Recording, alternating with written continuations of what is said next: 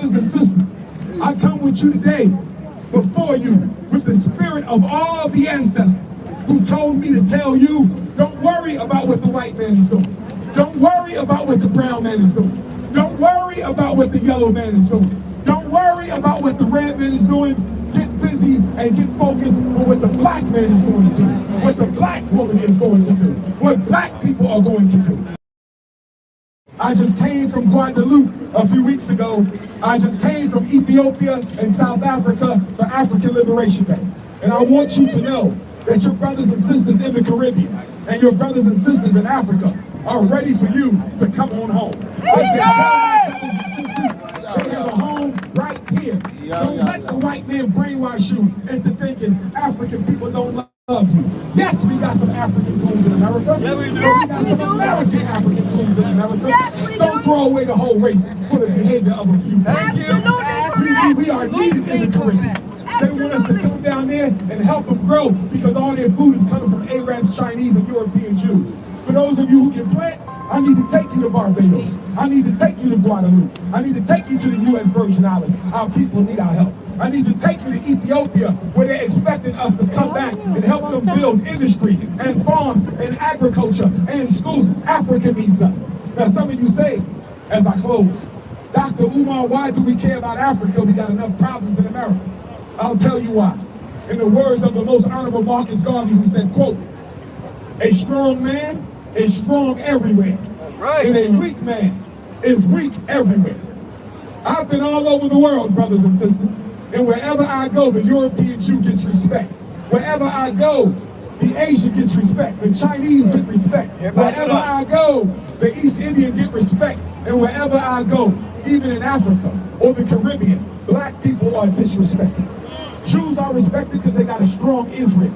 Indians are respected because they got a strong East Indian. Chinese are respected because they got a strong China. Anglo-Saxons are respected, they got a strong British government. American Europeans are respected because they have a strong United States of America. And African people are disrespected all over the world because we refuse to make Africa what Africa needs to be. Until Africa is free, you will always be a slave. Amen. Amen. Take out your phones. I want to give you my phone number so you can reach me. Parents, if you need to reach me for your children, shoot me a text message. We can schedule a time to converse. Brothers and sisters who want to come to the grand opening at the Frederick Douglass Marcus Garvey Academy, Kwanzaa Week, send me info. If you want to work at the school, we need math teachers, we need science teachers, we need language teachers, we need social studies teachers, we need nurses, we need counselors, we need secretaries, we need security guards, we need bus drivers, we need farmers, brothers and sisters, we need aquaponics experts. If you want to work at the school, send me your resume. FDMGresumes@gmail.com. That's FDMGRESUMES. FDMGresumes@gmail.com. Send me your resume. Don't worry about being certified. Private school certification is completely different than public school certification. Most of you will qualify for private school certification if you pass my test. Brothers and sisters, what I'm asking you, New York, do you have a skill? Do you have a talent? Do you have a specialty? Do you have an expertise that you think a black boy can learn that would help his life be a little bit easier than yours? Maybe you know how to build websites.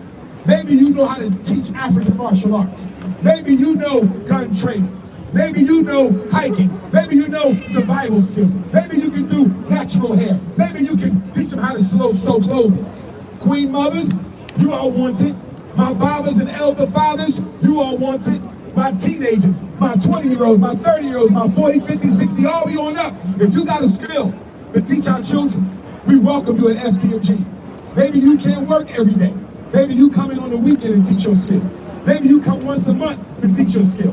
And to my mothers out there, I am not going to turn my back on our little African princesses. Within 3 years of opening the doors of the Frederick Douglass Marcus Garvey Academy for Boys, we will be opening the Amy Garvey Douglass Princess Academy, brothers and sisters. All right. The girls will have a place at our school. But I need you to know something. We are a 100% happy to be nappy institution. Oh yeah. You cannot work at my school and your child cannot come to my school, you cannot volunteer at our school if you got weave, if you got perm, if you got straightened hair, if you got European hair color. You cannot. And black man, if you got a white bunny, you can't come. If you got a brown bunny, you can't come. If you got a yellow bunny, you can't come. And if you got a red bunny, you cannot come. Your wife better be of direct African ancestry, and she better claim it. If she's a Puerto Rican African, so be it. If she's a Dominican African, so be it.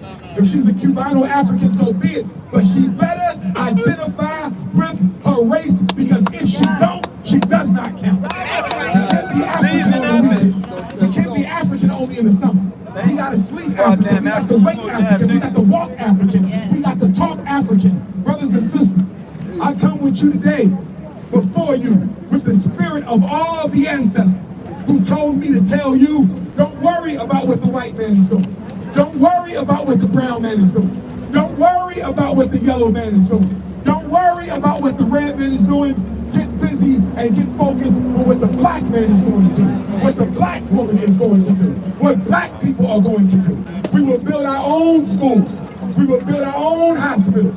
We will build our own jobs. We will build our own banks. We will build our own supermarkets, brothers and sisters. FDMG will be a school by day, but FDMG will be a black community organizing headquarters by night. Once the school opens, we will be hosting a conscious singles convention. If you are a single, conscious African man or woman who is a heterosexual and you can't find a mate, a suitable mate, we will be having a single, conscious Africans convention at the school. We will be having a single black women's conference, single black men conference, ex-offenders conference, farmers conference, entrepreneurial conference, Black Wall Street conference, comic book conference, communication conference. Everything that we need, we will do at the school that you built with your own hands from nothing. Oh yeah! Academy. I close with a quote.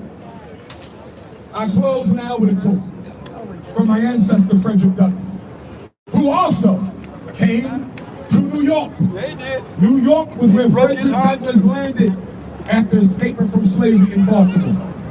Frederick Douglass and I are related by blood. My 4 times great-grandfather Stephen Henry Bailey and Frederick were first cousins. My family came to America in 1701. Black man stolen from the Igbo nation of Nigeria. He married a black woman named Selah, for whom my 12-year-old daughter is named. In 1745, they had Grandma Jenny. In 1774, they had Grandma Betsy. Grandma Betsy was born on the plantation, but she married a free black man, Grandpa Isaac. Between them, 12 children were born.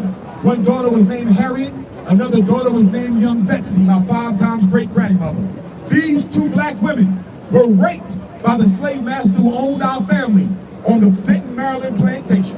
So in February of 1818, Aunt Harriet gave birth to the greatest black leader in American history, the Honorable Frederick Douglass. But Frederick was born Frederick Bailey. He was not Douglass. He changed his name when he got to New York, from Bailey to Douglass, to hide his identity on the fugitive slave trail.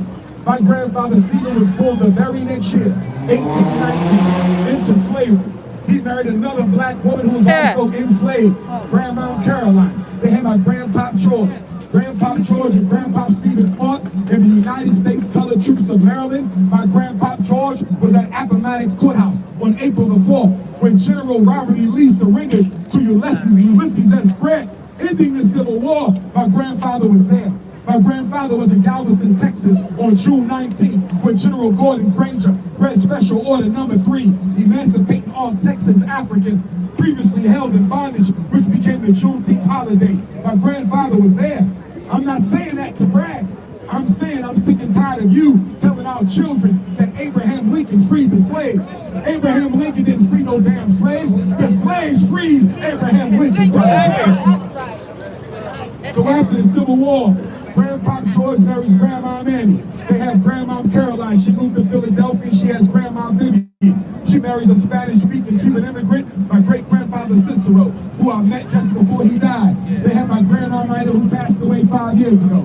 She met and married James Johnson. They had Jamal Johnson. He met and married Barbara. And on August the 21st, in the ghettos of North Philadelphia, the anniversary of the Nat Turner War, the anniversary of the Haitian Revolution, the anniversary of the George Jackson War, the anniversary of Emmett Till's arrival in Bunny, Mississippi. I was born in North Philadelphia. Frederick Douglass said, if there is no struggle, there is no progress. Those who profess to favor freedom but deprecate agitation are like men who want crops without plowing up the ground. They want rain but can't stand the thunder or the lightning. They want ocean but they're scared of the awful roar of the water. Frederick said, a man may not get all you pay for in New York, but you will pay for everything that you get. And if we as a people are ever to become free of the injustices inflicted upon us, we must pay for their removal. We may pay with words, we may pay with blows, we may pay with blood. But he who wants to be free must himself strike the first blow. Frederick Douglass said, I prayed on my knees to God for freedom for 20 years. But the good Lord gave Frederick Douglass no freedom until I got up off my knees and prayed with my feet. He said, if you want respect from white people, why do you look for pity? The man who respects you will never pity you, and the man who pities you will never respect you. New York City, take my number, 215-989-9858. I'll repeat it twice and close with a quote from Mr. Garvey. 215-989-9858. 215-989-9858. Grand opening, FDMG, Kwanzaa, December 26th, January 1st. I need New York City in the building because without New York, there would be no Dr.Umar today. Marcus Garvey said, without confidence in yourself, you are twice defeated in the race of life. Garvey said, with confidence you have won even before you have started. Marcus Garvey said, if the black men and women are not careful, you will drink in all the poison of Western civilization and die from the effects of it.